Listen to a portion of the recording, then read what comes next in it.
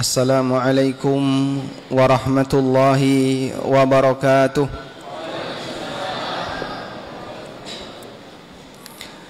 Alhamdulillahi rabbil alamin alladzi hadana lihadza wa ma kunna linahtadiya laula an hadana Allah. Laqad jaa rusulu rabbina bil haqq wa nudu an tilkumul jannatu uristumuha bima kuntum ta'malun. Wa ashhadu an la ilaha illallah wahdahu la syarika lah wa ashhadu anna Muhammadan abduhu wa rasuluh sallallahu alaihi wa ala alihi wa sahbihi wa sallama tasliman katsira thumma amma ba'du. Yang kami hormati Bapak Pimpinan Pondok Pesantren Karangasem Muhammadiyah Paciran, semoga Allah subhanahu wa ta'ala memberikan penjagaan kepada beliau, memberikan usia yang panjang yang penuh berkah, dilancarkan rizkinya, dilancarkan apa malih? Jodohnya. Masya Allah. Boten diamini, Pak. Amin. Nah, gitu. Semantan ugi para bapak ibu yang ada di sini, semoga Allah subhanahu wa ta'ala melimpahkan untuk kita keberkahan bagi kita semuanya. Nyuwun pangapunten bapak-bapak dan ibu-ibu yang berada di luar masjid, suaranya jelas napa mboten? Kalah kali Jawa. Suara saya ketutup hujan ndak? Bagus ya, terdengar dengan baik. Alhamdulillah. Ojo sampai salah tompo. Engko ngomong A dikirone B, ngomong haram dikirone halal gara-gara ketabrak udan. Walhamdulillahi rabbil alamin. Syukur alhamdulillah. Mari kita panjatkan kehadirat Allah subhanahu wa ta'ala. Dialah zat yang memberikan kita banyak sekali nikmat. Jenengan diparingi sehat, diparingi waktu luang, dan puncaknya adalah nikmat hidayah yang diberikan oleh Allah Ta'ala. Karena manusia kalau tanpa hidayah ngelakoni sakarepe dhewe, sehingga dengan hidayah dari Allah gelem salat, gelem ngaji, gelem ngelakoni ibadah, gelem berbuat taat, termasuk siap ngrungokno pengajian sing kira-kira rodok pahit isine. Jenengan duduk di sini untuk membahas sesuatu yang barangkali dulu belum selesai kita bahas. Kita akan membahas sesuatu yang barangkali dulu masih tanda tanya. Insya Allah semoga malam ini bisa kita tambah penjelasannya. Sampun siap Bapak Ibu? Pun siap dereng? Ya, saya sampaikan mukaddimah ini karena kemarin ada rasan-rasan. Iki Karangasem kok ngundang kiai isine mong ra oleh kabeh. Ra oleh ngene, ra oleh ngene, ra oleh ngene nggih. Makanya saya kasih pengantar dulu. Kalau jenengan sudah siap mendengarkan, barangkali nanti ada sesuatu yang rasane rodok pahit, insya Allah sanggup nompo. Sebab kita sudah menjadi hamba yang beriman, yang siap dengan seluruh hukum yang Allah subhanahu wa ta'ala jelaskan. Baik, Bapak Ibu yang dimakan Allah subhanahu wa ta'ala, sebagai muqaddimah, Nabi sallallahu alaihi wasallam pernah bersabda dalam hadis yang diriwayatkan oleh Imam Bukhari. Nabi sallallahu alaihi wasallam pernah bersabda, wonten setunggalipun hadis riwayat Bukhari, "Mathalu ma ba'athani Allahu bihi minal ilmi wal huda kamathalil ghaithil kathir asabat ardan." Perumpamaan ilmu dan petunjuk yang aku sampaikan kepada umat manusia niku kados dene udan deres yang turun di permukaan bumi. Sekarang bisa kita lihat, sing jengene Siti niku saged subur ketika diapakan jamaah? Ketika sering dikasih hujan, sehingga dia bisa ditanami dengan aneka tanaman yang menghasilkan banyak manfaat karena dia subur. semanten ugi atine wong mukmin. Manahe tiyang mukmin kalau dia sering dipakai untuk mendengarkan kajian, mendengarkan Al-Quran dan Sunnah, mendengarkan tausiah, dudu gojekan, dudu guyon, tapi kajian isinya Al-Quran dan Sunnah, insya Allah hati ini akan menjadi hati yang subur. Nek hati niku subur, yang muncul di permukaan kebaikan. Makanya terlihat beda jauh antarane wong sing ngerti agama karo wong sing ra tau nyekel agama. Beda jauh antara orang yang sering mendengarkan tausiah Al-Quran dan Sunnah dengan orang yang sama sekali tidak pernah membayangkan tentang itu. Sehingga sing biasane nggih rada kasar karo bojone, rada wani karo sing lanang, disebabkan karena pengajian lama-lama itu akan berubah. Lama-lama akan menjadi orang yang lebih baik, orang yang lebih santun, lebih sayang sama istrinya, lebih hormat kepada suaminya. Sing biasanya cedel medit kumet dadi rada lumo. Itu karena pengaruh apa? Pengajian. Sebaliknya, ketika sebuah tanah itu tidak pernah kena air, ratau diudani, maka akan menjadi tanah yang keras, gersang, sehingga tidak bisa menghasilkan manfaat. Bapak Ibu yang sudah pernah umroh teng mriki kathah nggih. Nate pirsa pripun kanan tanah yang ada di Madinah dan Mekah. Kalau di Madinah mungkin masih subur. Perjalanan dari Madinah menuju Mekah, kanan kirinya napa niku, Pak? Nggih. Bukit-bukit padas. Itu Pak dipacul mboten saged. Isine watu, ditanduri napa mawon mati. Wong ora ana udan.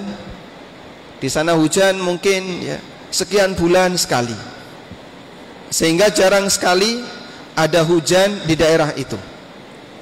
Karena jarang ada hujan, maka tanah itu menjadi tanah yang keras dan tidak bisa menghasilkan manfaat. Demikian pula hati manusia. Hati manusia itu kalau tidak pernah dipakai untuk mendengarkan tausiah, tidak pernah dipakai untuk mendengarkan Al-Quran dan Sunnah, maka akan semakin mengeras. Ketika keras, ngrungokno pengajian sing rodok menika nggih, kok pahit kaya ngene rasane, kok apa-apa ora entuk. Nah, itu biasanya terus berontak. Ndak mau terima.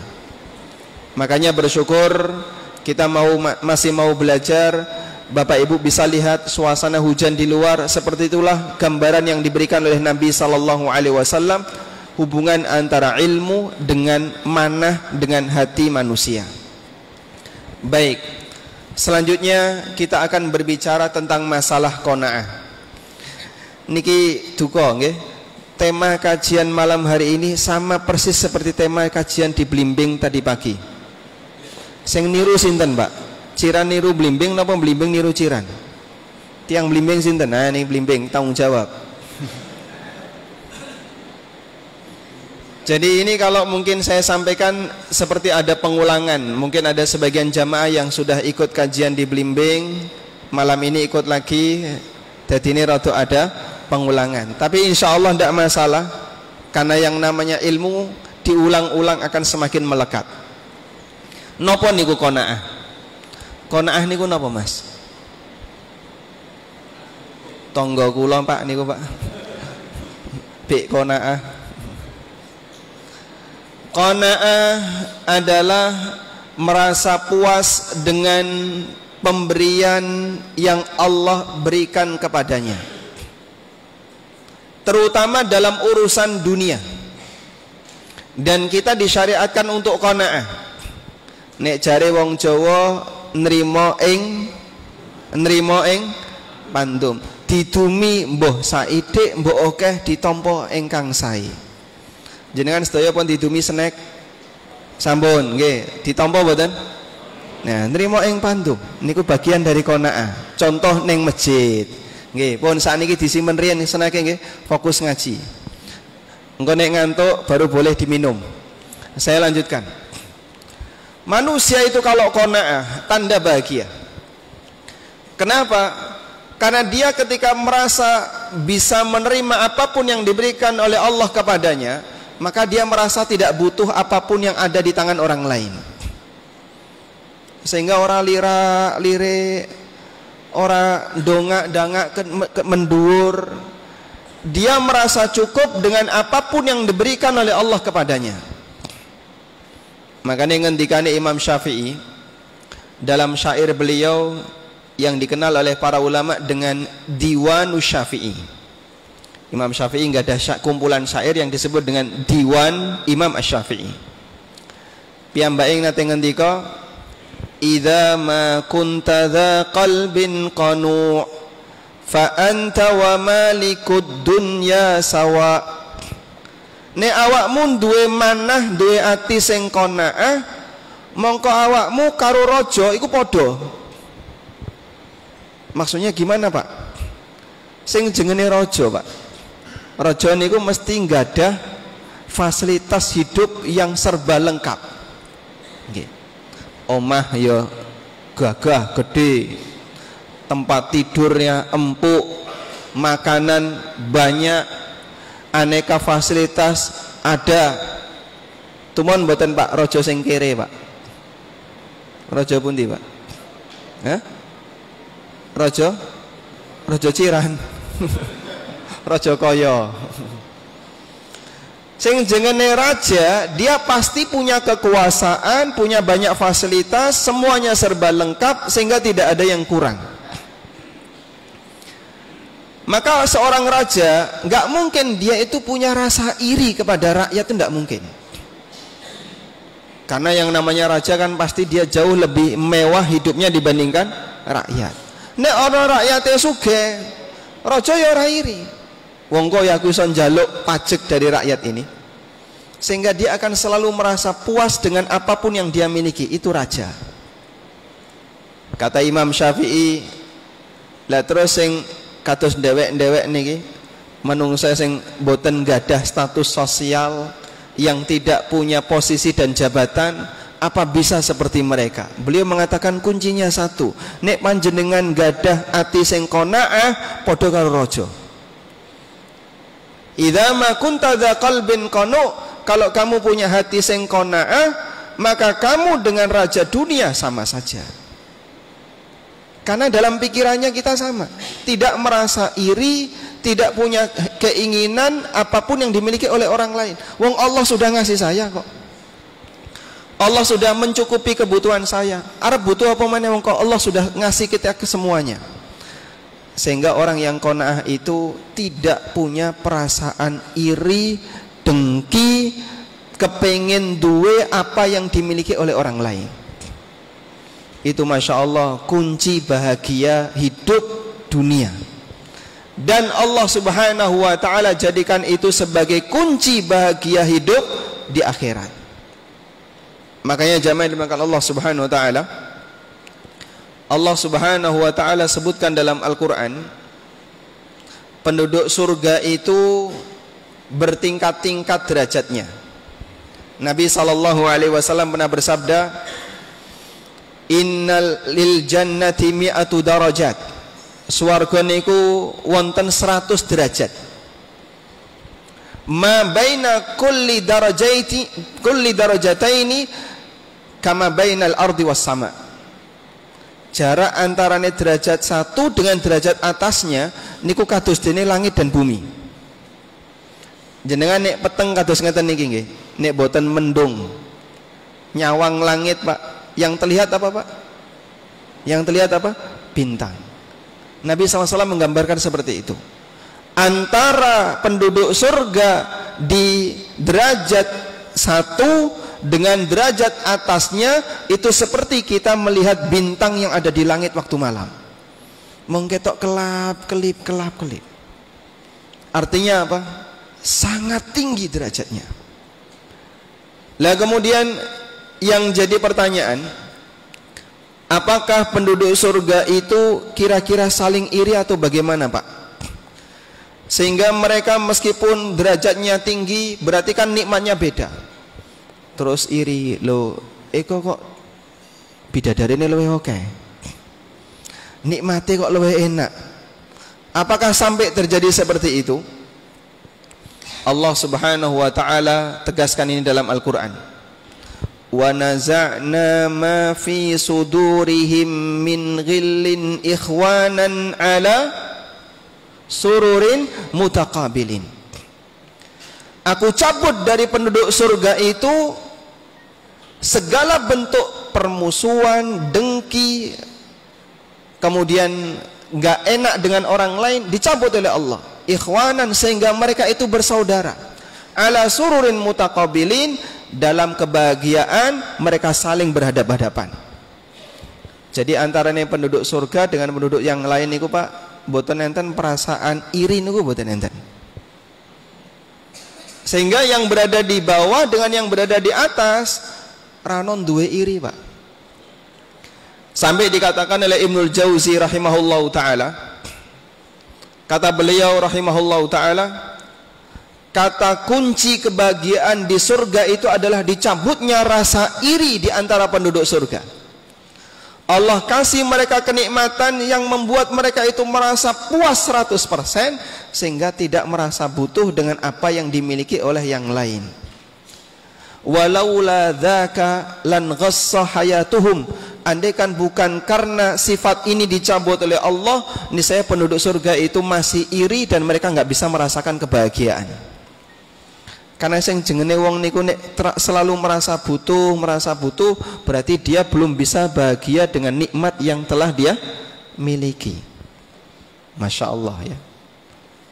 Coba kita bayangkan, nek jenengan nggih diparingi nikmat oleh Allah, nggadah tonggo, nggadah konco, nggadah napa malih, nggadah lingkungan masyarakat, kabeh rano sing duwe sifat iri Pak. Kira-kira gimana Pak?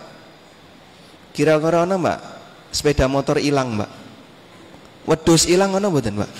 Napa malih sapi sandal ilang ora ana Pak, wong ora duwe sifat iri. Sebab kenapa manusia melakukan tindakan kriminal sampai mengambil harta orang, kadang sampai sikut-sikutan, musuh-musuhan, sebabnya adalah napa niku Pak? Iri. Sehingga dia nggak puas dengan apa yang sudah dia miliki. Akhirnya dia pingin apa yang dimiliki oleh orang lain. Akhirnya kalau ketemu sama orang yang nikmatnya lebih banyak, rasanya loro hati. Niki kula nggih krasa aneh ya. Ada orang ya, ketika melihat tonggone iku lho wis tuku kulkas anyar, gek bareng mlebokno kulkas. Nyawang kulkase anyar loro ati dia. Leres mboten Bu? Jenengan nggih ngoten niku? Mboten, alhamdulillah. Nek teng mriki mboten, wong jajane padha kabeh kok ya. Pengajian lilirian kok gelange anyar. Pinggire ngandani iku oleh utang. Lho kaya ngono. Kadang orang itu melihat nikmat yang dimiliki oleh orang lain, dia merasa iri. Makanya kadang nggih, nyuwun pangapunten. Ada kumpul-kumpul tapi justru ketika bubar malah loro ati. Contohnya apa Pak? Reuni sekolah. Niku dihati-hati.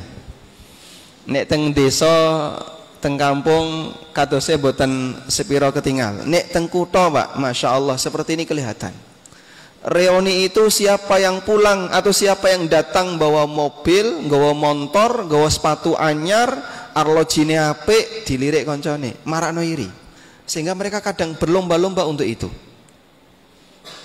Ngaras nggih? Sehingga kadang bubar reuni lara ati.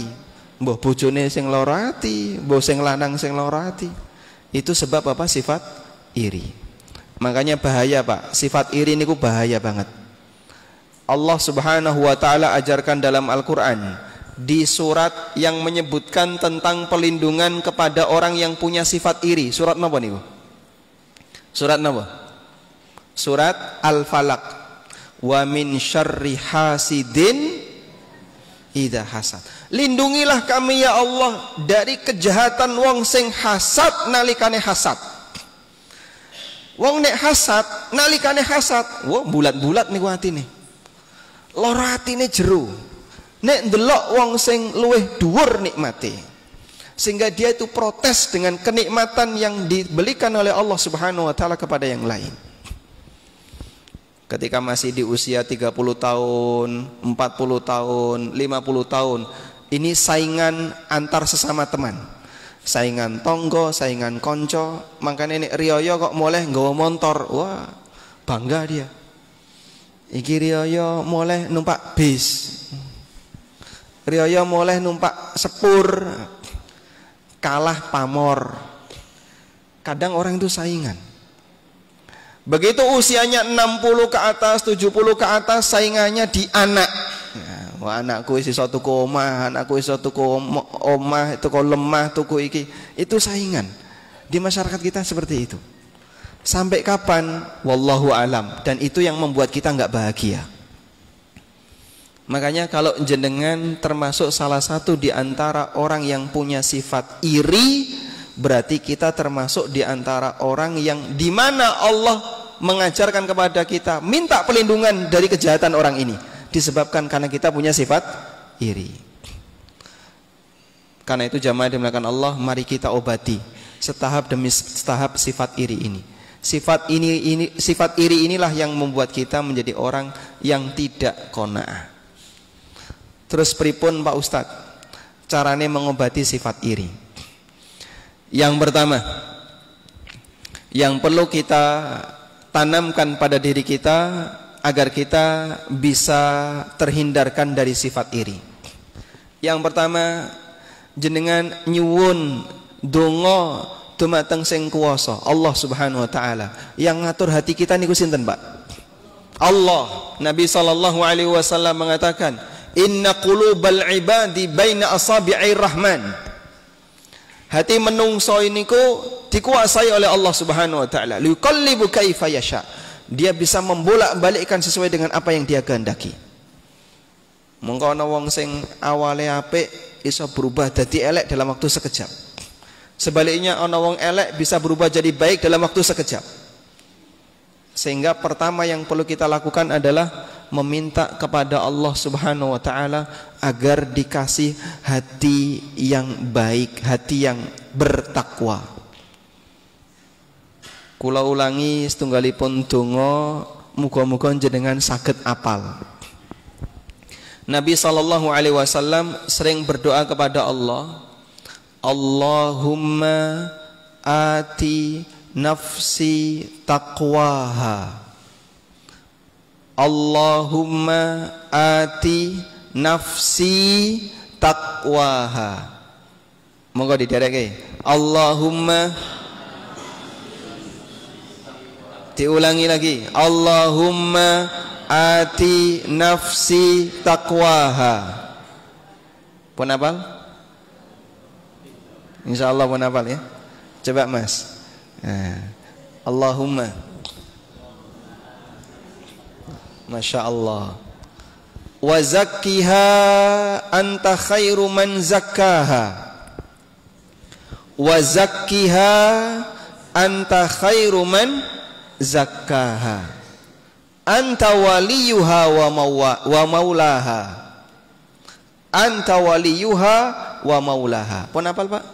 Allahumma ati nafsi taqwaha wa zakkiha anta khairu man zakkaha anta waliyuha wa maulaha. Nek kedawan hafalkan penggalan yang pertama dulu saja, ndak apa-apa. Nanti tahun depan kita hafalkan penggalan yang kedua. Nek diundang meleh nggih. Allahumma ati nafsi taqwa. Ya Allah, berikanlah ketakwaan bagi jiwaku. Jadi kita minta anugerah kepada Allah, dikasih hidayah. Muga-muga hatiku dadi hati sing bertakwa. Sebab wong niku nek atine apik kabeh melu apik. Nek atine awon sedaya nderek awon. Sebagaimana kata Nabi sallallahu alaihi wasallam, "Inna fil jasadi mudghah, idza saluha saluhal jasadu kulluh wa idza fasada fasadal jasadu kulluh." Ning jerone awak niki wonten segumpal daging, nek apik-apik kabeh, elek-elek kabeh. Ala wahya al-qalb. Segumpal daging itu adalah hati. Abu Hurairah radhiyallahu anhu pernah mengatakan, al-qalbu malikun wal a'dha'u junuduhu. Ati niku kados dene raja. Sementara anggota badan manusia niku pasukannya. Sehingga orang kadang lirak-lirik, nesu, marah dengan orang lain, melengos, nek disapa ora gelem, sebabnya apa? Atine. Atine niku Pak, nesu, atine iri dan seterusnya.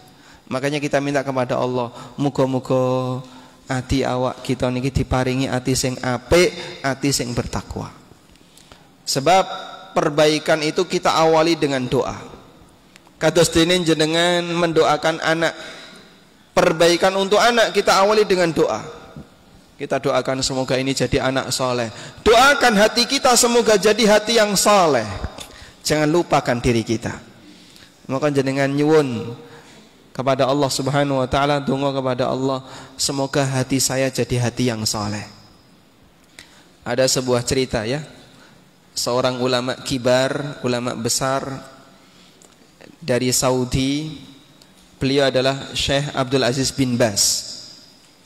Piyambake nalikane tawaf yang banyak dibaca niku cuman satu kalimat doa. Allahumma aslih li qalbi, Allahumma aslih li qalbi, Allahumma aslih li qalbi. Ya Allah perbaikilah hatiku, ya Allah perbaikilah hatiku. Itu dibaca sepanjang tawaf. Karena kata kunci baiknya seorang hamba ada pada hatinya. Baik, ini yang pertama. Sing nomor loro, agar kita bisa menjadi hamba yang qanaah, tanamkan kepada diri kita bahwa rizki hamba itu sudah ditetapkan oleh Allah. Ora bakalan geser, ora bakalan pindah. Apa Pak dalilnya? Allah berfirman dalam Al-Quran, wa ma min dabbatin fil ardi illa 'ala Allahi rizquha. Sedaya sing gremetan ning sak ndhuwure bumi niki illa 'ala Allahi rizquha. Allah sing nanggung rezekine. Sehingga bayi merocot metu niku Pak, sudah ada catatan rezekinya sampai dia mati Pak. Dan itu enggak bakalan geser. Makanya dulu ada seorang ulama yang bernama Imam Hasan Al-Basri. Piyambake niki ulama zaman tabi'in, dan Hasan Al-Basri ini termasuk orang yang sangat qanaah. Le nyambut gawe orang keberungsung, wonge santai, tenang ketika mencari dunia. Sehingga tidak seperti orang yang selalu pengen kejar target, tidak, santai dia. Sampai suatu ketika orang itu penasaran, apa sih rahasianya? Kok Anda ketika mencari dunia itu tenang, santai, gak kemerungsung? Apa jawab Imam Hasan Al-Basri? Yang pertama, saya yakin, aku ini yakin, nek rezekiku sudah ditetapkan oleh Allah, ora bakalan tambah, ora bakalan kurang. Maka itu membuat saya tenang. Sehingga ketika saya cari, ya saya cari dengan cara yang lurus, ojo sampai menyimpang. Yang kedua, saya yakin rezekiku gak bakalan geser. Sehingga gak mungkin ada orang yang akan mengambil jatah rezeki itu, gak mungkin. Karena Allah sudah tetapkan untuk milikku. Sehingga jamaah yang dimulakan Allah, gak ada istilah kowe iki nek miyang kok kurang iso engko dijiko tonggomu. Tidak ada istilah seperti itu. Karena semuanya telah digariskan jatah rizkinya. Enggak bakalan pindah kepada orang lain. Maka kalau melihat ada orang lain yang lebih sukses dalam ukuran dunia, itu enggak bakalan bisa pindah ke kamu gara-gara kamu hasad kepadanya. Gara-gara kamu tidak qanaah dengan apa yang Allah berikan kepadamu. Sehingga percuma saja mong isane nambahi dosa tapi ra entuk manfaat, tidak dapat harta sama sekali. Dipahami insyaallah jamaah? Pun ngantuk dereng? Sampun? Ya, mangan jajan sing. Nek jenengan dahar nggih kula nderek. Ini pengajiannya dilereni nggih. Nggih, monggo kali diunjuk monggo Pak. Nggih, monggo. Teh wonten mboten Pak? Teh. Napa jahe wonten? Wonten nggih. Pripun? Nggih niki wong isyarat mawon nggih. Isyarat mawon. Mboten usah dianu Pak, mboten usah digagas mboten. Kita lanjutkan ya. Kita lanjutkan. Jadi kata kunci yang kedua, ketika seorang hamba itu yakin bahwasanya rizki telah ditetapkan oleh Allah, enggak bakalan bergeser ke tempat orang lain, dia akan merasa tenang. Sehingga dia tidak kemerungsung, juga dia tidak iri dengan orang lain. Lho ge opo lo iri? Wong yo iri rizkine ora pindah. Kalau ada orang yang iri, misalnya si A, miyange si A kok along. Kemudian si B ora along. Lalu B iri kepada A. Apa kira-kira terus rezekine A pindah ning B, Pak? Pindah mboten, Pak? Rezeki yo mboten pindah. A tetap along meskipun kamu itu iri dan kamu dapat dosa karena kamu iri kepada orang lain. Lho niku nelongso. Ra entuk ganjaran, ra entuk rezeki, ora tambah penghasilan, malah justru mendapatkan dosa. Karena orang yang hasad itu penjahat. Makanya Allah Subhanahu wa taala mengajarkan kepada kita, wa min syarri hasidin idza hasad. Mintalah pelindungan dari orang-orang yang hasad nalikane sedang hasad. Ya. Hasad niku biasanya Pak diberikan kepada siapa, Pak? Orang yang satu profesi. Podo-podo wong miang, itu saling hasad. Makanya hasad niku tidak pindah ke tempat yang lain. Podo-podo guru, ya kadang saling hasad. Podo-podo karyawan saling hasad. Podo-podo pedagang yang saling hasad. Anehnya kita itu tidak hasad sama orang kafir. Jenengan nyawang wong Cina sugih hasad mboten? Ya? Mboten nggih. Tapi nek nyawang tanggane sugih lara ati mboten? Kadang lara ati. Baik, padahal itu enggak bakalan membuat nikmat dia geser kepada Bapak. Makanya tinggalkan hasad ini. Yang ketiga, niki kata kunci yang Masya Allah luar biasa. Yang ketiga ya, dieling-eling. Yang nomor 3, selalu melihat kepada orang yang nikmatnya lebih rendah. Lihatlah ke arah bawah, jangan lihat ke arah atas. Nek urusan dunia jenengan disyariatkan untuk memperhatikan orang yang lebih rendah dunianya dibandingkan kita. Tapi nek urusan akhirat, perhatikan kepada orang yang derajatnya lebih tinggi dibandingkan kita. Ya. Nabi SAW mengajarkan prinsip ini. Unduru ila man huwa asfala minkum wala tanduru ila man huwa fauqakum. Pok nyawang wong sing sak ngisormu. Sampeyan duwe kendaraan apa? Alhamdulillah wis duwe motor. Duwe sepeda motor. Tanggamu lho deloken mong duwe sepeda. Duwe sepeda alhamdulillah tanggane mong iso ning ndi mong mlaku ra duwe sepeda. Iso mlaku tanggane ning dhuwur mbayang wis boh ora iso apa-apa. Semua itu ada tingkatannya. Di atas bintang ada bintang, di bawah air laut masih ada yang lebih bawah. Sehingga nek jenengan nyawang munggah ora gaduk, malah kebentuk. Karena itu Nabi SAW sarankan, lihatlah ke arah bawah, jangan lihat ke arah atas. Karena kalau orang itu melihat ke arah atas, fawa ajdaru alla tazdaru ni'matallahi alaikum. Nek kue nyawang sing ngisor tidak melihat ke arah atas, itu lebih bisa membuat kalian itu tidak meremehkan nikmat Allah. Kadang nyuwun pangapunten ya. Niki urusan keluarga. Ibu-ibu ya. Ibu-ibu kumpul karo koncone. Kemudian suaminya ikut gabung. Iki bojone iki bojone iki. Kadang ada sebagian ibu-ibu itu gini. Wah, bojone kono kok luwih enom, luwih seger, luwih ini. Ngeten nggih, Pak? Nggih. Jenengan ngate digerenengi ngoten. Bojoku kok wis tuwek, wis lara-laranen. nyambut gawe ra iso. Leres Bu, ngoten nih Bu. Ada nggak kayak gitu? Wonten nggih? Kadang ada seperti itu. Sehingga dia itu meremehkan suaminya gara-gara nyawang bojone wong liya. Akhirnya ketika sampai rumah, rasa hormat dia kepada suaminya jadi turun, rasa cinta dia sama suaminya jadi turun. Isine mong nesu muring-muring karo sing lanang. Kenapa? Bar nyawang bojone wong liya. Leres Pak ngoten niku. Hah? Mboten teng mriki mboten enten ya alhamdulillah. Kadang juga suami seperti itu.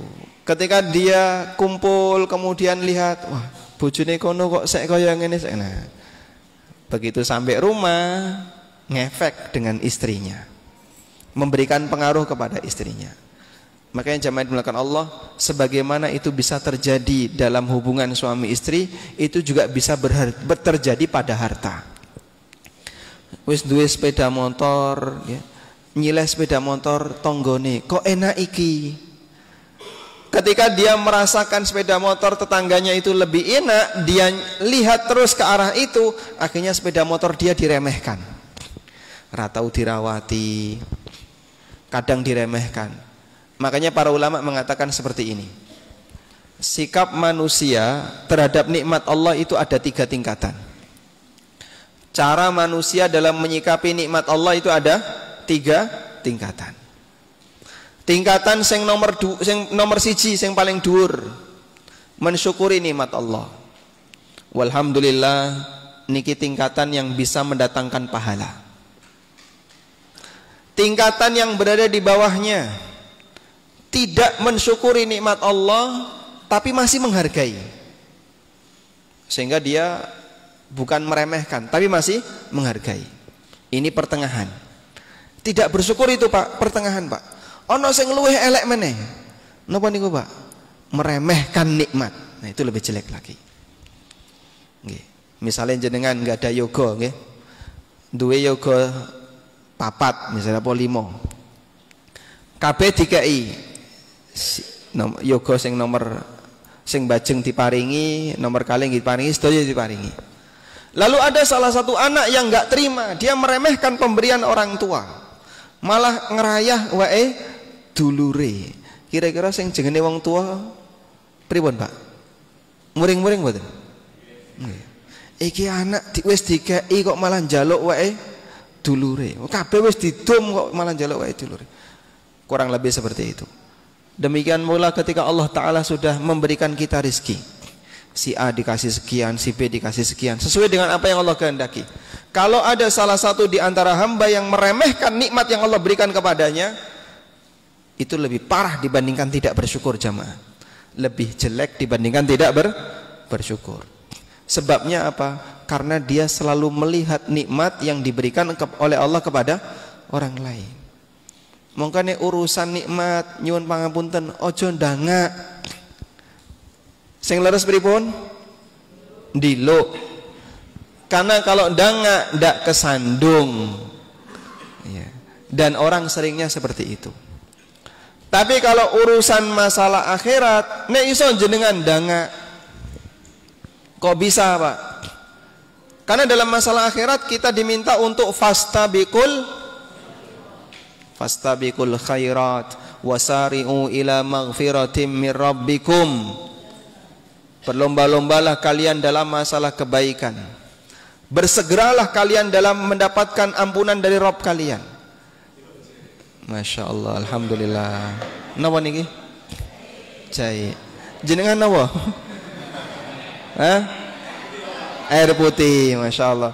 Masya Allah. Nikmat saya lebih tinggi daripada nikmat jenengan. Hasad boten? Ya? Nek hasad boten kula unjuk lho niki. Ojo ndangak nggih. Ojo ndangak. Nek nyawang minuman diluk nggih, ojo ndangak. Masya Allah. Jazakumullah khairan. Terima kasih. Nek kaya ngene iki tambah dalu biasanya. Bismillah. Alhamdulillah. Apa mana nek campur legen? Masya Allah.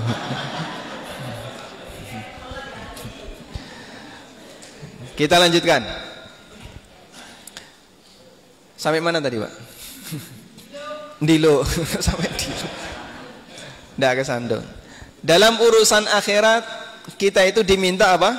Lihat ke arah atas. Karena Allah perintahkan kepada kita, mari berlomba-lomba dalam mencari kebaikan. Berlomba-lomba dalam mencari ampunan dari Allah. Wasari'u ila maghfirati min rabbikum. Bersegeralah untuk mendapatkan ampunan dari Rabb kalian. Fastabiqul khairat. Berlomba-lombalah dalam melakukan kebaikan. Walidzalika falyatanafasil mutanafisun. Untuk tujuan surga seperti ini seharusnya orang-orang itu berlomba. Jadi Allah kasih motivasi kita. Nek sing jenenge urusan akhirat ojo sampai kalah kalau liyane. Tapi kita kadang sebaliknya. Urusan akhirat mendahulukan orang lain. Kita melihat kepada yang lebih rendah derajatnya. Sampean kok gak Jumatan, sebelahnya malah ra salat 5 waktu. Lah kok bandingno kaya wong kaya ngono. Sampean kok sedekahe mong 100.000. Iki tanggoku sugih mong 50. Nek iso urusan masalah akhirat, bantingan. Lebih tinggi lebih bagus. Ojo sampai kalah. Dulu ada 2 sahabat yang dia selalu bersaing dalam kebaikan. Sinten, Pak? Abu Bakar kali sinten? Umar. Sampai suatu ketika pada waktu Nabi SAW mengumumkan kepada para sahabat, monggo sing badhe nyumbang untuk kegiatan jihad fisabilillah silahkan. Pembukaan donasi untuk umum. Umar batin, kali ini aku nggak bakalan kalah dengan Abu Bakar. Tak gowo setengah tabungan. Setengahnya dunyane Umar itu digowo, Pak.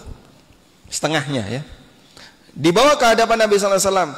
Ya Rasulullah, ini sedekah dari saya. Monggo diterima. Nabi SAW tanya kepada Umar, apa yang kau tinggalkan untuk anak dan istrimu? Apa jawab Umar? Mithlahu, seperti ini. Yang aku tinggalkan seperti ini. Berarti piyambake sedekah pinten, Pak? Setengahnya. Setengah ditinggal untuk keluarga, setengah untuk nyumbang fisabilillah. Umar wis batin, mesti aku iso ngalahno Abu Bakar. Datang Abu Bakar, Masya Allah, menyerahkan hartanya ke hadapan Rasulullah sallallahu alaihi wasallam. Monggo ditampi ya Rasulullah. Ditanya oleh Nabi sallallahu alaihi wasallam, yang kamu tinggalkan untuk keluargamu apa? Apa jawab Abu Bakar? Allah dan Rasulnya. Masya Allah. Saya tawakal kepada Allah dan Rasulnya, dan aku ajarkan kepada mereka untuk tawakal kepada Allah dan Rasulnya. Distorno kabeh. Umar mengatakan, sudah nyerah kalau lawan Abu Bakar.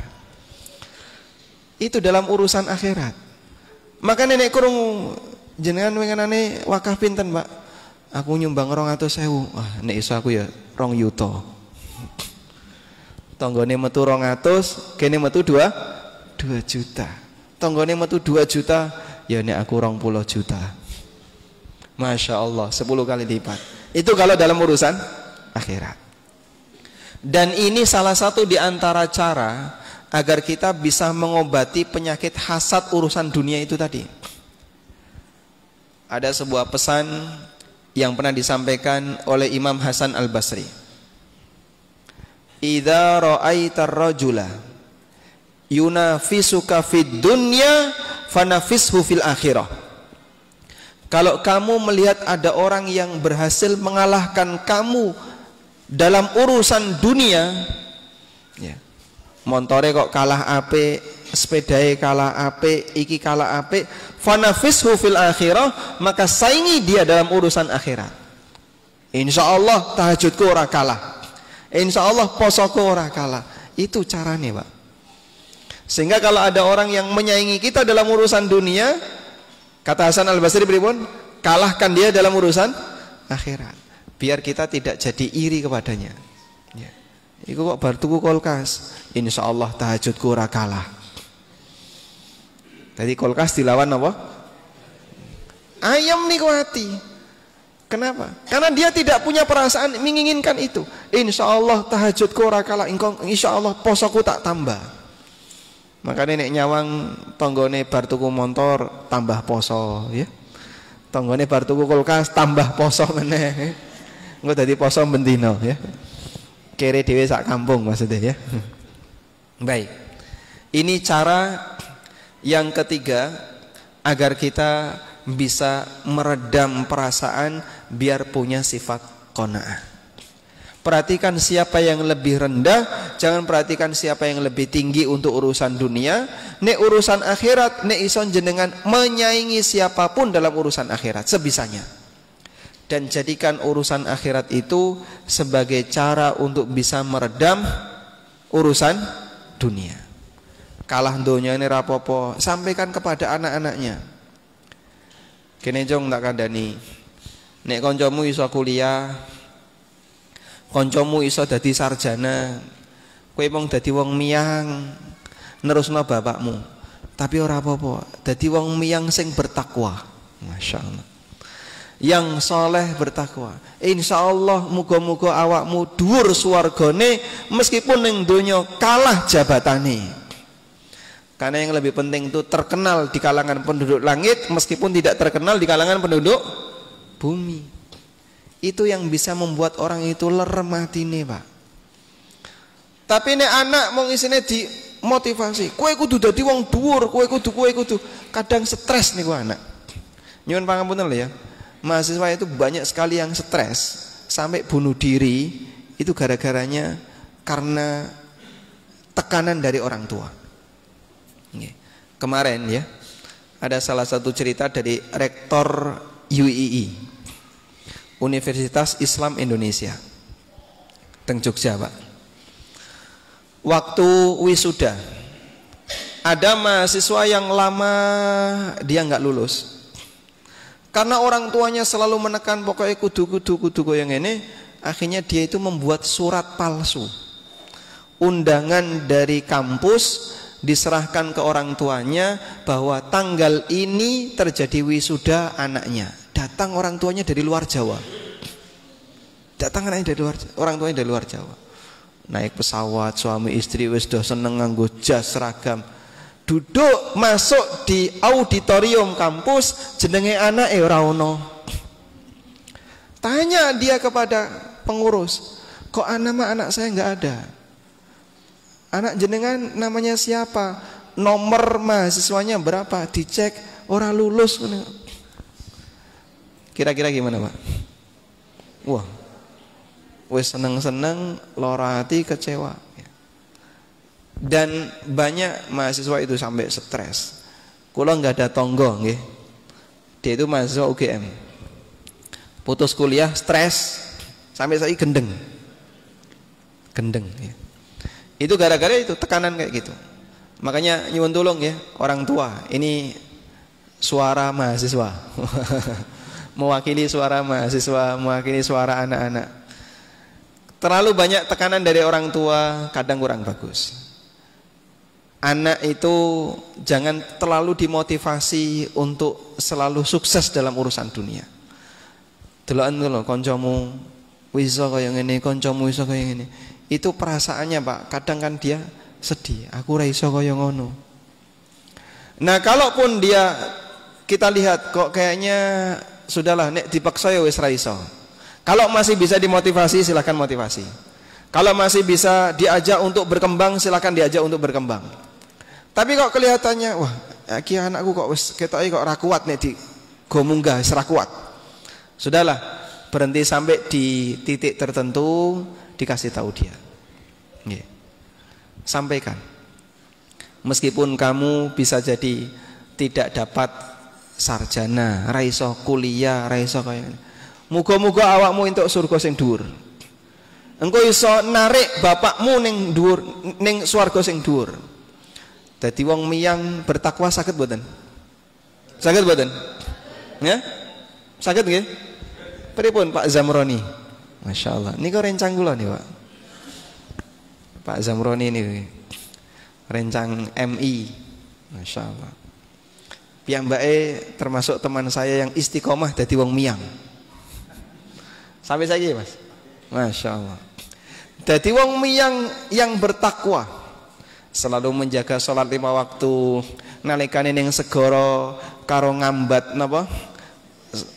Ngambat selambar, ngambat jaring, karo ndres hafalan Al-Qur'an. Masya Allah.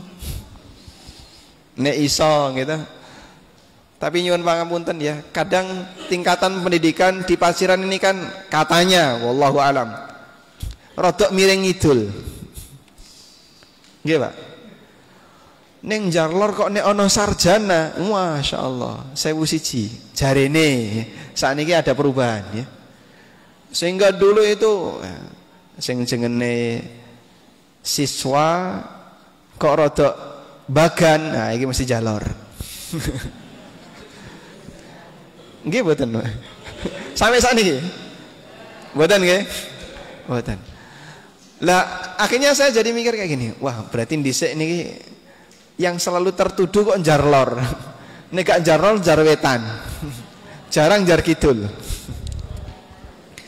Yang berprestasi sing oleh ranking-ranking rata-rata nek gak jar tengah jar kidul. Lah iku kan sakno sing jarlor. Nah sekarang kita akan membalik suasana. Kabeh punya peluang. Yang namanya prestasi seperti ini hanya prestasi dunia. Dan manusia masing-masing punya potensi yang berbeda-beda. Ada yang punya potensi yang lebih tinggi, ada yang di bawahnya dan seterusnya. Sing paling apik sinten? Yang paling bertakwa. Tidak ada ayat yang mengatakan inna akramakum indallahi doktor. Sing paling mulia di sisi Allah di antara kalian adalah sing duwe gelar doktor. Pak Ustadz, surat apa ayat berapa Ustadz yang bunyinya kayak gitu? Ada nggak? Nggak ada. Yang bunyinya gimana?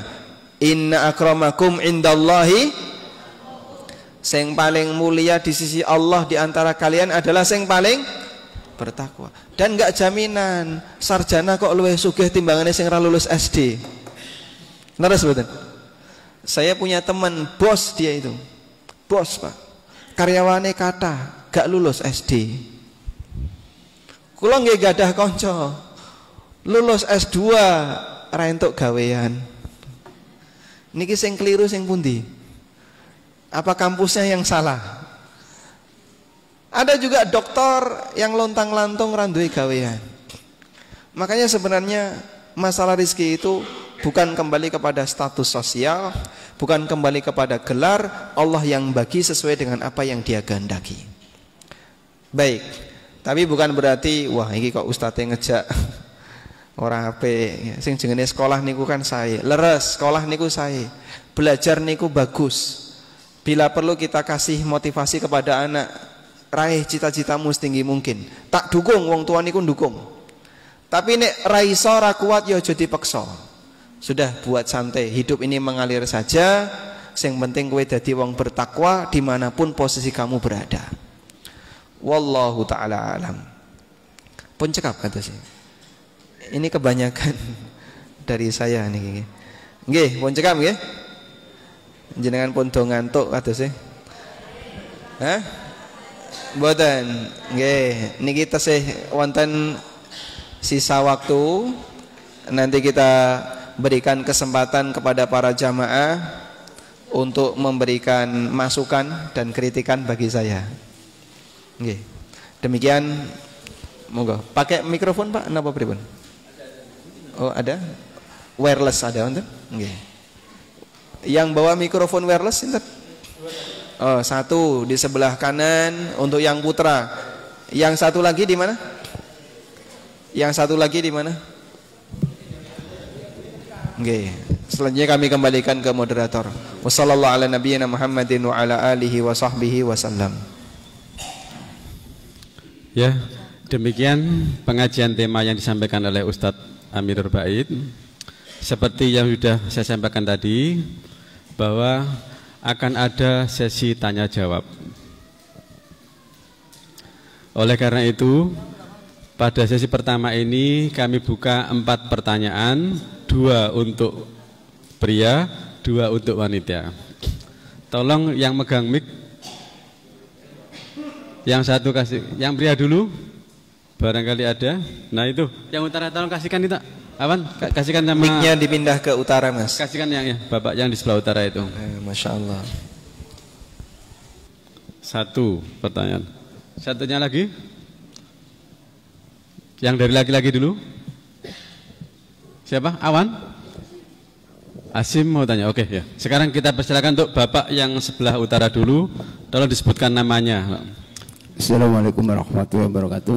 Waalaikumsalam warahmatullahi wabarakatuh. Nama Rejono. Kami sebagai seorang awam akan bertanya kepada Ustadz.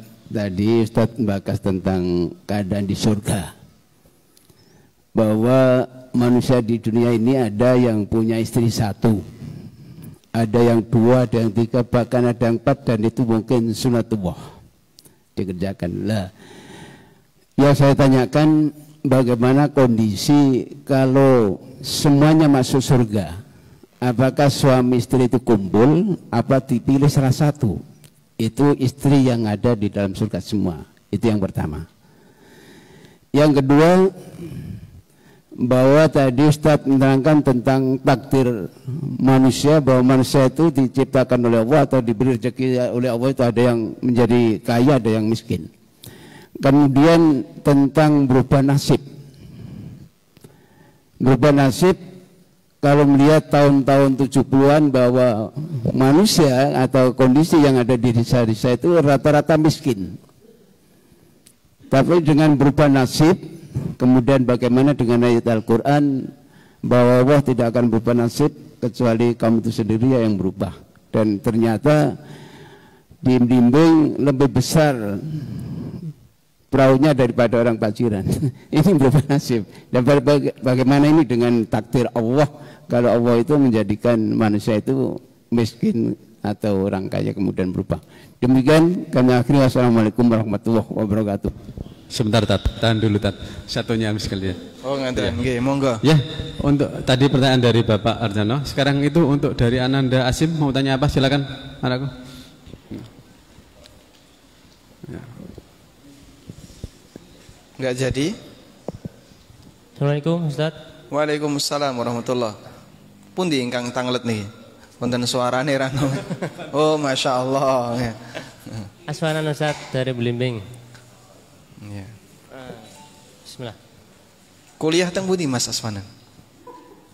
Lulusan SMA Ustaz. Lulusan SMA. ISMA. SMA. SMA. Piyambake niki lulusan SMA. Mboten kuliah nggih, Pak? Mboten. Tapi bos reyeng. Masya Allah. Nggih, niki bos reyeng niki. Mboten bos reyeng, Bos. Mboten Tat, pedagang mawon Tat. Jual beli ikan. Nggih. Masya Allah. Monggo. Tat, berkaitan dengan anggapan sebagian masyarakat yang banyak melakukan transaksi riba, mereka beranggapan kalau tidak seperti ini, dari mana kita dapat modal? Kalau tidak mengadakan riba, dari mana kita bisa beli mobil? Seperti itu, Tat. Nega utang bank, dari mana kita bisa dapat modal? Naam. Nega utang bank, kapan iso tuku motor? Naam. Kapan iso duwe oma? Ngeten nggih? Pun jawab? Nggih, alhamdulillah. Barakallahu fikum. Barakallahu fikum, Masya Allah. Baik, saya ulang lagi. Tadi Bapak bertanya tentang istri nggih, Pak? Nek anten tiyang gadah istri 4. Yang jadi pertanyaan, nanti kalau masuk surga apa mlebu kabeh apa dipilih salah siji? Masya Allah. Kok sampai muncul pertanyaan seperti ini, saya ngajari sinten?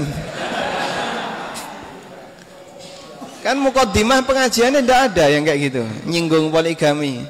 Kenapa Ustadz Barok sering nyinggung poligami, Ustadz? Oh, ngoten.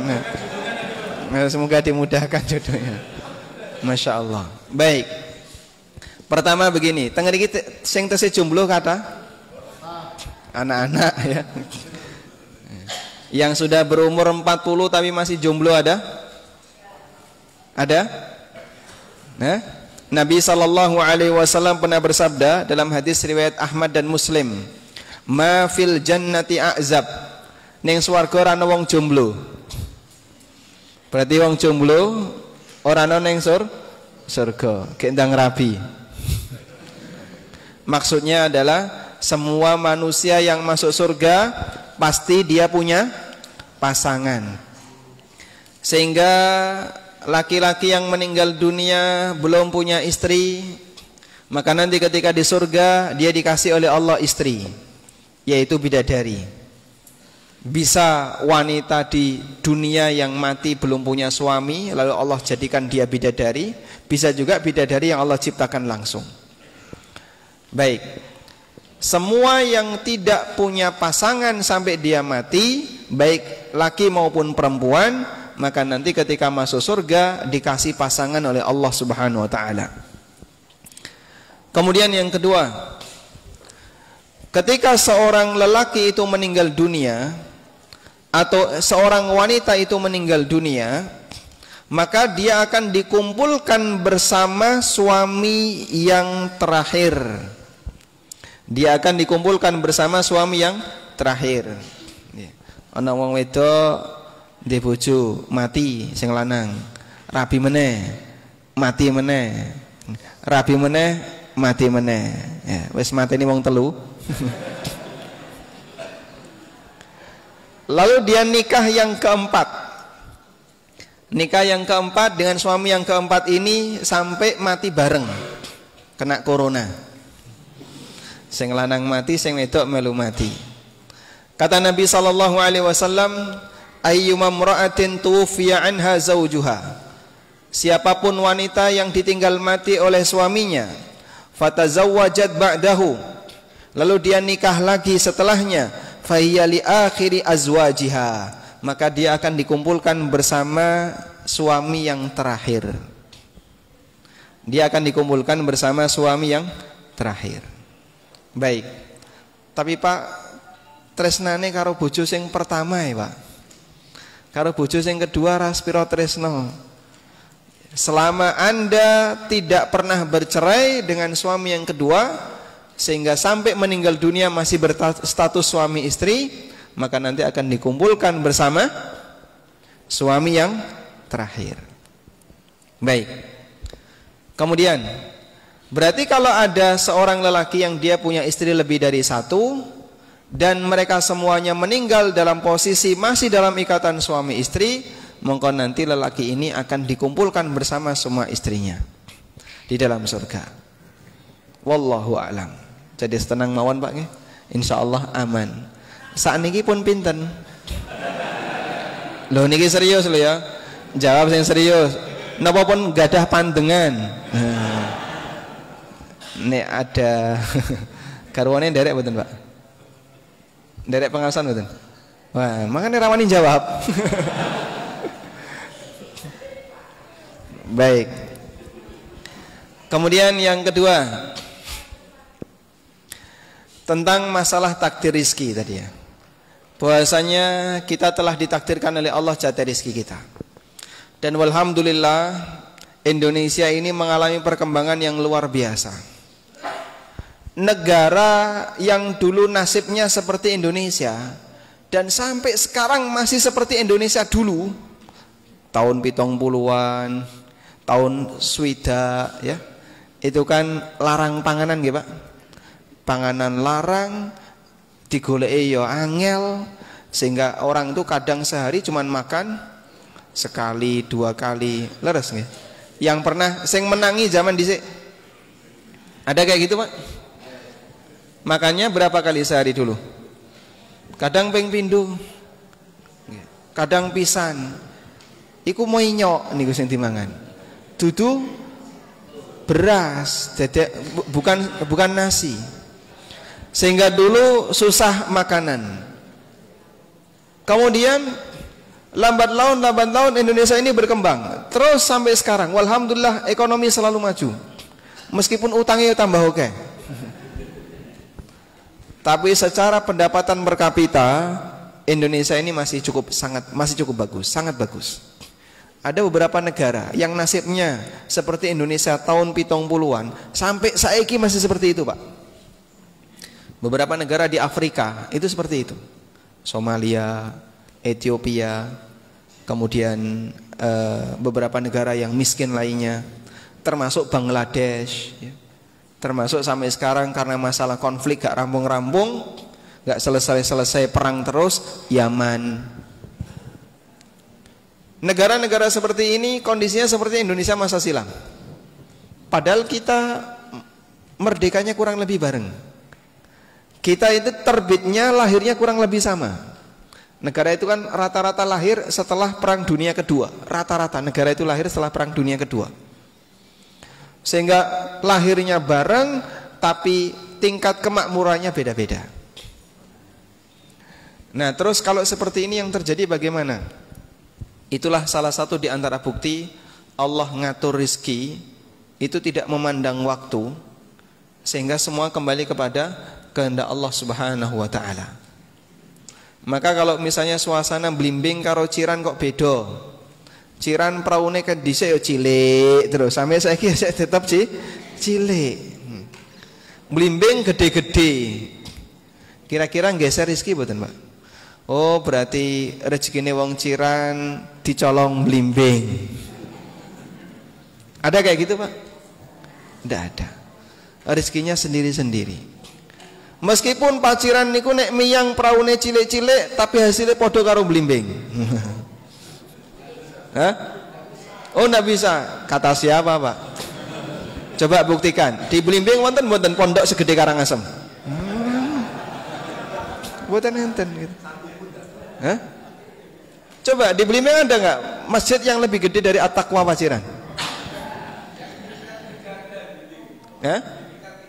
Oh, tingkat 3. Masya Allah. Meskipun Paciran itu kalah dalam urusan dunia, tapi insya Allah lebih dahulu dalam urusan masjid.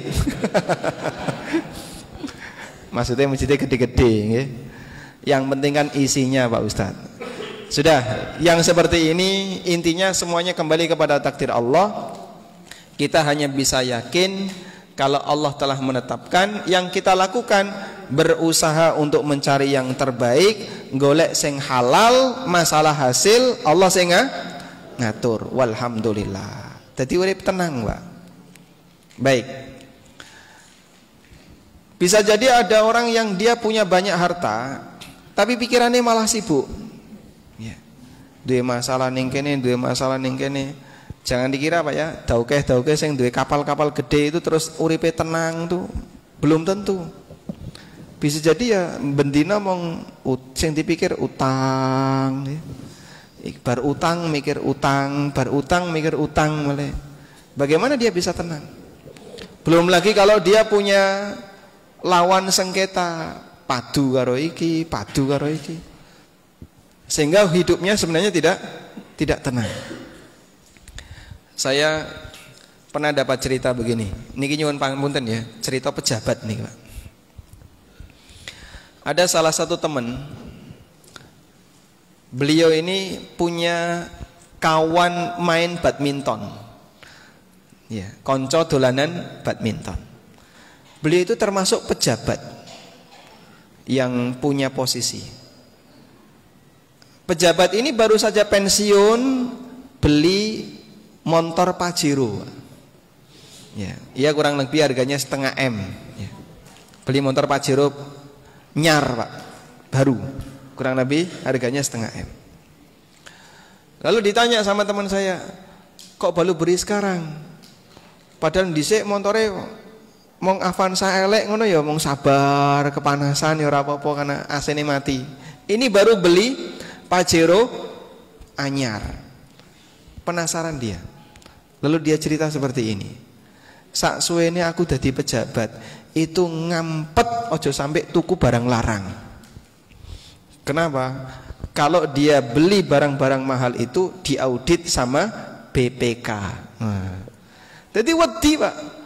Dia itu dipenuhi dengan rasa takut. Orang itu kalau nyaman, duwe kepengenan apa, dia beli, dia make nyaman, nggak ada rasa takut. Orang itu takut, ojo sampai konangan, itu diempet sampai pensiun. Ngelompokno duit sauke kene mbok iku duit resik mbok duit rusuh ora ngerti. Apa uang kotor atau bagaimana kita tidak tahu. Tapi itu ditahan jangan sampai keluar, tunggu masa pensiun. Wedi dia, takut dia. Coba bayangkan, andai kan dia begitu sehari sebelum pensiun mati, Pak. Apa yang bisa dia nikmati? Ngumpulo duit, ngumpulo donya sakmono suwene, wedi arep dienggo wedi, mati. Udah, dia nggak dapat manfaat apapun. Makanya urip sing tenang niku tidak identik dengan punya banyak harta. Insya Allah kita paham itu ya. Baik. Walhamdulillah. Pertanyaan yang dari penanya yang kedua. Baik. Pun jam 09.00 niku. Baik, satu lagi. Ibu-ibu ada yang mau disampaikan? Ada? Tidak ada ya? Tidak ada, baik. Dari Ibu, tadi sepertinya ada unek-unek itu. Mumpung Ustadz Ami ada di tengah-tengah kita. Barang ada pertanyaan? Tidak ada? Ibu-ibu tidak? Sudah diwakili? Baik, sekarang saya jawab untuk pertanyaan dari penanya yang kedua. Ada banyak orang yang komentar, nek ora utang bank terus golek modal tekan ndi? Nek ora utang bank ayo iso tuku motor dan seterusnya. Sebenarnya seperti ini sudah pernah disampaikan oleh Rasulullah sallallahu alaihi wasallam yang beliau sebut dengan penyakit istibta'. Napa niku Pak penyakit istibta'? Pengen cepet sukses sadurunge waktunya. Nek iso aku kudu duwe iki, cepet-cepetan gek ndang duwe iku. Padahal belum waktunya. Akhirnya napa? Meksa dengan melakukan transaksi yang haram. Utang riba, pakai jasa riba dan seterusnya. Itu disebut dengan penyakit napa? Istibta'. Ingin cepat sukses sebelum waktunya, ingin memiliki sesuatu sebelum waktunya. Durung wayahe duwe tanah, tuku tanah maksa. Akhirnya korupsi. Durung wayahe duwe motor, leasing kredit ribawi.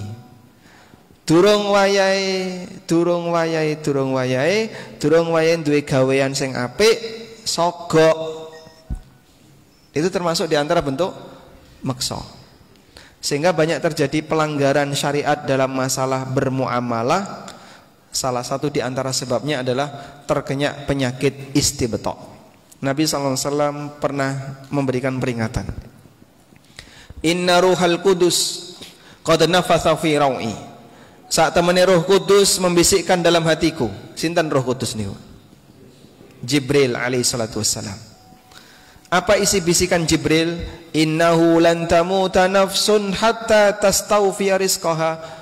Wong niku ora bakalan mati sampai jatah rezekine entek. Jadi nek jatah rezeki masih ada, dia akan tetap bertahan hidup. Makanya kadang duwe yai kok wis umur 80, 90 kok ora mati-mati. Keluargane wis arep-arep gek ndang. Kapan wong iki mati? Lora-loronen, gampang gering kok kowe ora mati-mati. Karena jatah rizkinya masih ada. Sudah? Kemudian kata Nabi SAW, fala tastabti'u anha. Maka janganlah kalian punya penyakit istibta'. Kepingin cepet sugih, kepingin cepet sukses, sakdurunge waktunya. Karena belum datang waktunya, akhirnya dia memaksakan diri. Dan itu yang membuat orang mengambil yang haram. Makanya Nabi SAW mengatakan, khudhu ma hulla wada'u ma hurrima. Ambil yang dihalalkan, tinggalkan yang diharamkan. Agar kamu tidak terjebak dalam sesuatu yang dilarang. Hindari penyakit istibta'. Kue kemerungsung, kesusu kabeh golek donya, ora kesusu kabeh wis ditentokno, ora bakalan geser. Yang penting berusahalah yang terbaik untuk mencari rezeki sing apik. Wallahu a'lam. Pun cekap Bapak Ibu. Nggih, katose kok do pun dingluk kabeh ini ya. Nggih. Dua pertanyaan sudah dijawab oleh Ustadz Ami. Apa masih ada kesempatan untuk ibu-ibu? Pun kepengen istirahat nih Pak kata saya. Kalau sudah ada, saya punya pertanyaan Ustadz. Masya Allah, Masya Allah. Tambah satu ya. Begini Ustaz. Tadi Ustaz dijelaskan bahwa sebagai muslim harus qanaah. Qanaah itu berarti menerima apa adanya. Sehari sudah dapat makan 3 kali, syukur alhamdulillah. Itu adalah kewajiban sebagai seorang muslim, harus qanaah. Tapi ada kesan begini Ustaz. Karena saking qanaahnya, ada kesan itu ya, orang-orang muslim, sehingga perekonomian yang besar-besar itu dikuasai oleh orang non-muslim. Akhirnya yang terjadi bahwa kesannya bahwa di Indonesia agamanya banyak muslim itu hanya sebagai kuli. Kulinya, sedangkan bos-bosnya adalah orang non-muslim. Bagaimana tanggapan Ustaz dengan fenomena semacam ini? Terima kasih Ustaz. Alhamdulillah. Baik, Bapak Ibu yang dimuliakan Allah Subhanahu wa taala. Qanaah itu sifat batin, sifat hati yang bisa dimiliki oleh orang miskin dan juga bisa dimiliki oleh orang kaya. Wong sugih sing qanaah wonten mboten? Wonten mboten? Nabi Sulaiman niku sugih mboten? Sugih mboten? Nabi Daud raja niku sugih. Nabi Ayub alaihissalam sebelum beliau diuji oleh Allah itu kaya raya. Kemudian diuji oleh Allah selama bertahun-tahun, lalu dikembalikan lagi oleh Allah jadi kaya raya. Dan piyambake wong sing qanaah. Para sahabat sing sugih wonten mboten? Contone Abdurrahman bin Auf, Utsman bin Affan, termasuk Abu Bakar As-Siddiq radhiyallahu anhu, Sa'ad bin Abi Waqqas, dan masih banyak sahabat-sahabat yang lainnya, yang mereka ini adalah orang-orang yang sangat kaya, tapi mereka ini orang yang qanaah, orang yang qanaah. Maksud dari qanaah itu intinya apa Pak? Tidak iri dengan nikmat yang diberikan oleh Allah kepada yang lain. Merasa senang menerima dengan apapun yang Allah berikan kepadanya. Dia merasa puas dengan nikmat yang telah Allah berikan kepadanya. Bukan berarti ketika duwe sifat yang qanaah terus orang itu jadi berpangku tangan, ora gelem nyambut gawe. Sampeyan kok orang nyambut gawe to Mas? Qanaah. Lah anak bojomu dikai mangan apa? Qanaah. Kowe tak ajari qanaah. Disampluk. Ndek bojo kaya ngene kok dirawati. Nah, terus gimana?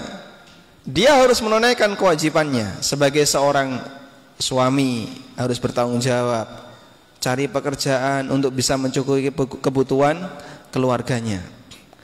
Lalu bagaimana Pak kalau misalnya kita dalam suasana saingan di dunia ekonomi? Begini, kita qanaah bukan berarti ngajak orang untuk jadi orang miskin. Ini pemahaman yang keliru. Bukan. Karena tadi tidak ada satupun kalimat seperti itu. Makanya kita tidak kasih motivasi para bapak-bapak, ibu-ibu, ayo podo kere kabeh, tidak. Bukan. Namun maksudnya adalah menjaga suasana batin. Carane golek donya niku diiringi dengan perasaan hati. Ojo terlalu kemrungsung hatinya, jangan terlalu rakus dalam mendapatkan harta. Sing tenang, apapun yang dikasih oleh Allah ditampa sing apik. Silakan berusaha untuk mencari yang terbaik. Dan kalau dalam urusan mendapatkan harta, apakah seorang muslim itu tercela jadi kaya? Tidak. Dulu ada sahabat yang bernama Sa'ad bin Ubadah. Sinten? Sa'ad bin Ubadah niku sinten, Pak? Sahabat. Sahabat sing sinten? Wis do ngantuk nih, tak saya mripate Pondok Abang nih. Sa'ad bin Ubadah niku sinten? Beliau itu Sayyidul Khazraj, pemuka suku Khazraj. Karena penduduk Madinah itu terbagi menjadi dua suku besar. Satu apa? Aus. Yang kedua Khazraj. Pemuka suku Aus namanya Sa'ad bin Mu'adz. Pemuka suku Khazraj namanya Sa'ad bin Ubadah. Beliau itu pernah berdoa kepada Allah, Allahumma la yasluhunil qalil wa la yasluhu alayya. Ya Allah, aku tidak layak untuk dapat penghasilan yang sedikit dan aku enggak boleh miskin. Nanti jenengan donga kaya ngono. Belum pernah ya? Berdoa kepada Allah, ya Allah aja sampai aku dadi wong kere. Apa maksud beliau dengan doa seperti itu? Beliau itu selalu berusaha untuk bisa mendapatkan pendapatan penghasilan yang besar.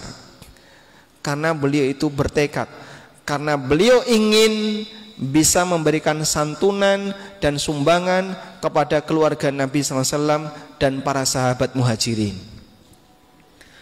Dulu Pak, angel pangan, sehingga orang tidur di masjid, ahlu sufa niku piyambake sare teng masjid, ahlu sufa yang jumlahnya puluhan orang, kadang belasan, itu diundang oleh para sahabat Ansor, ayo mangan ning omahku. Ada yang bisa mengundang 10 orang, ada yang bisa mengundang 2 orang, 3 orang. Sa'ad bin Ubadah niku saged ngundang 80 orang. Diundang untuk makan di rumahnya.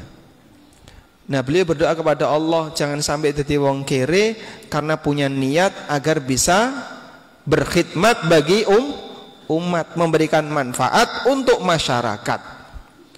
Bukan nggo karepe dhewe, bukan untuk memperkaya diri sendiri. Dan itulah yang dimotivasi oleh Umar bin Khattab radhiyallahu anhu. Sehingga kaum muslimin, ayo kalau bagi bapak ibu yang bisa untuk meraih kesuksesan, silahkan dimotivasi dengan niat semoga nanti saya bisa nyumbang masjid, semoga bisa ngasih beasiswa untuk santri yang tidak mampu dan seterusnya. Wallahu ta'ala alam. Demikian yang bisa kita sampaikan, semoga menjadi kajian yang bermanfaat. Walhamdulillahi rabbil alamin. Monggo sing sare do tangi nggih, kajiane pun selesai nggih. Menawi. Wassallallahu ala nabiyyina Muhammadin wa ala alihi wa sahbihi wasallam. Wa akhiru da'wana alhamdulillahi rabbil alamin. Wassalamu alaikum warahmatullahi wabarakatuh. Waalaikumsalam warahmatullahi wabarakatuh. Ya, demikianlah pengajian tema yang disampaikan oleh Ustadz Ammi Nur Bait. Mudah-mudahan apa yang disampaikannya tadi membawa manfaat bagi kita semua. Amin ya rabbal alamin. Acara berikutnya yaitu penutup. Marilah acara pengajian pada malam hari ini kita tutup dengan bacaan hamdalah. Alhamdulillahirabbil alamin. Apabila saya ada kurang lebihnya, mohon maaf yang sebesar-besarnya. Subhanaka Allahumma wa bihamdik, asyhadu an la ilaha illa anta, astaghfiruka wa atubu ilaih. Wabillahi taufiq wal hidayah, waridha wal inayah. Wassalamualaikum warahmatullahi wabarakatuh.